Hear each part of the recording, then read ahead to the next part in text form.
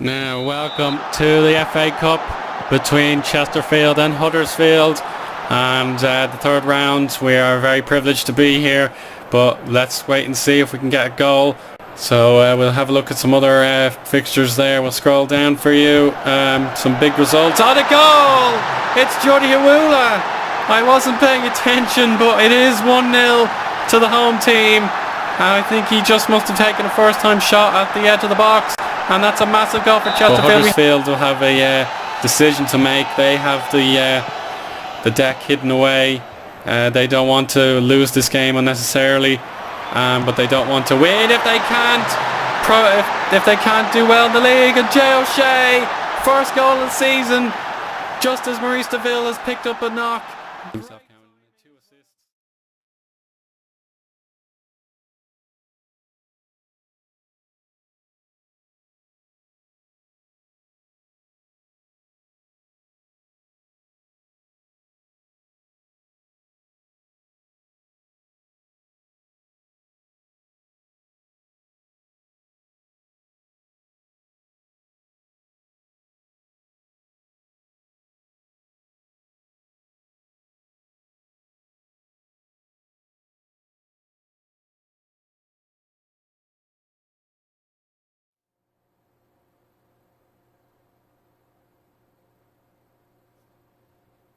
And here we go, the FA Cup fourth round replay has just begun with Millwall in their changed kits going left to right, and Chesterfield now at home going right to left.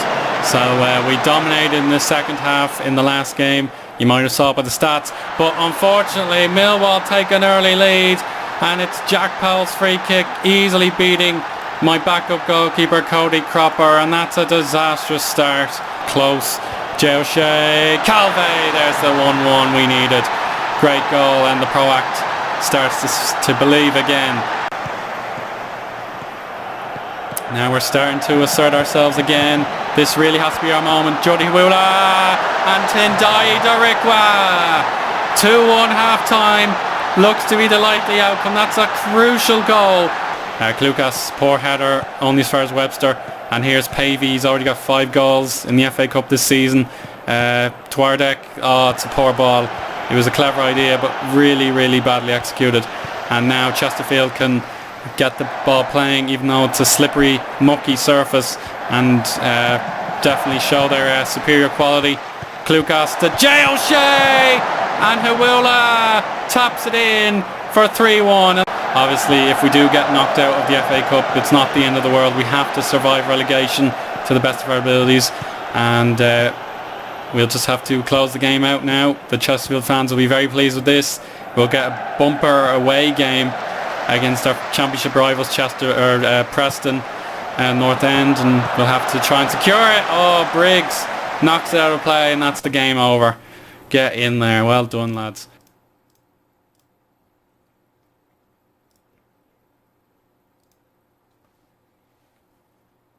Hello everybody, and this is the summary half of episode 12 of the Chesterfield of Dreams. You've just seen footage of the FA Cup third and fourth rounds, and now we're going to talk about the league form, which is probably what you'd like to see most of all. And unfortunately we've fallen back down to second bottom, and we're 5 points away from the safety net that Wolves currently hold in their possession, so pressure is starting to build despite a very uplifting cup run. Business needs to focus on the league as well, and Norwich and Reading are starting to run away with it up in the top, but our priority is to try and beat Wolves, Preston, Bolton and the teams in and around there. But Wolves and Preston I think have strengthened over the winter. I think you'd like to see my one transfer, and his name is Sean McDonald's, 27-year-old Welshman, bought from Bournemouth, and he can be a nice all-round midfielder with respect to creativity. Very average stats, but none of them really stand out as pretty poor, so he's a nice versatile player, and he's heavy on the wage bill, but I think it was a bit of a bargain otherwise. We got the prize money from the FA Cup, which basically paid for this transfer, and he was cup tied, so he couldn't make his debut, but I expect to play him in this must not lose game away to Charlton Athletic, but that'll be a bit of a boost to the players. Get another fresh piece of talent in, and maybe turn our season around. So last time we spoke, it was the Blackpool game, which we won by a single goal. But bad news against Bolton. They beat us quite easily in this game. We were knackered after Boxing Day or St. Stephen's Day. I'm not going to really concede in which one's better. But yeah, it was basically an easy victory for Bolton. We were very poor and we didn't show up. But then disaster, despite a great result. We were beating Brighton with just a minute to go. It would have been a very positive result, but sadly Sotiris Ninnis, who's now transferred to Reading, scored an outstanding goal. I must admit, it was absolutely brilliant from 25 yards. He turned, shot, and it soared in the top corner. But to suffer a defeat like that, to suffer a draw like that, it feels like a defeat. But you can see we already talked about that FA Cup round. We were better in the end against Huddersfield, but we had a man sent off. And an undeserving loss yet again. I don't know, I still thought we put in a valiant performance, even taking the lead thanks to Mark Cannon, but CM de Jong got a brace and that buried us. So we were under pressure, and this run of fixtures was the first 9 we lost in a row, and we got our victory against Bournemouth here. Sean McDonald played poorly against us, interestingly, but it was a victory for us. And despite Jack Price suffering a minor injury, he was okay, and the goals were claimed by forward, middle and back players Huula, Banks and Raglan. So very well done in that performance. Reading were too strong. We didn't really give ourselves a chance in this game. It was Pavel Pobregniak and Danny Guthrie scoring the goals there. We were very average to say the least. We drew 0-0 in the cup before turning around with 3-1, as you just saw.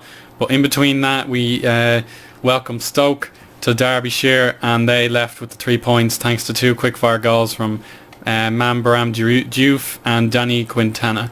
So that leaves us another 2 massive games before the cup tie. We Saturday and Tuesday, so I'll have to make my mind up which players for which game. And then we live com this away tie to Preston North End. We've beaten them earlier in the season, but that was at home.